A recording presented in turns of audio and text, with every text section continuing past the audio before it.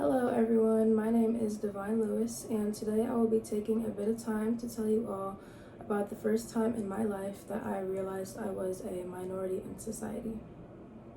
I will be speaking about my transition from a predominantly black school to a school in the suburbs, and I will be telling about a few of the ways in which this specific school helped show and shape my cultural identity.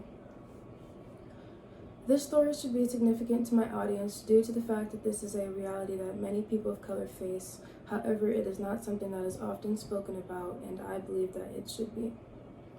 The intent of this story is to educate others on the ways that simple things can affect a young student of color for the rest of their lives. Growing up, you have your own life.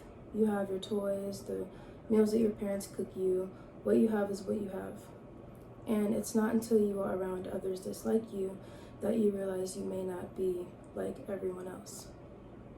You don't realize what you don't have until you are around many others who have things that you don't have. That is a simple analogy to kind of explain the way that I realized I wasn't like everyone else. I grew up in a city where everyone looked like me. However, my school shut due to money and performance issues, and I changed to a school in the suburbs where nearly nobody looked like me. I moved to a school in the suburbs where there were few students of color. Further than that, I was one of the only 8 black kids in the school. However, these were not the things that showed me that I was a minority. It was the actions of the adults and school district that I moved to.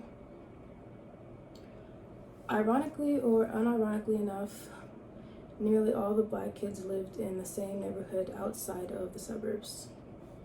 Due to this, we all rode to and from school on the same short bus, and we rode that bus for the years that we went there. All of us were on low-income food assistance, and so when we got off the school bus, in order to get breakfast and lunch, we had to wait in line separate from the other kids and wait for a worker to give us a yellow card. Other things such as Secret Santa from within the school, school picture assistants, and school clothing drives for students just in the neighborhood were just a few of the things that showed me as a young person that I was not living a life like everyone around me. While these things were not overall detrimental to my life or character, I was not exposed to my ability to form my own personal identity. Being grouped together as one of the few black kids caused me to be unaware of my full racial identity. I am a mixed female, and for the longest time I didn't know that there were different kinds of black people. I am Trinidadian, and now that I'm older and am aware of what that means, I embrace that. However, for the longest time, I thought that being African American meant that you were black. I thought that it was the equivalent of that, when in reality, being African American is a type of black. Things like this are just an example of the ways in which my environment did not help me form my own personal identity until later in life. Going to a different school in the suburbs was an experience for me that showed and taught me a lot.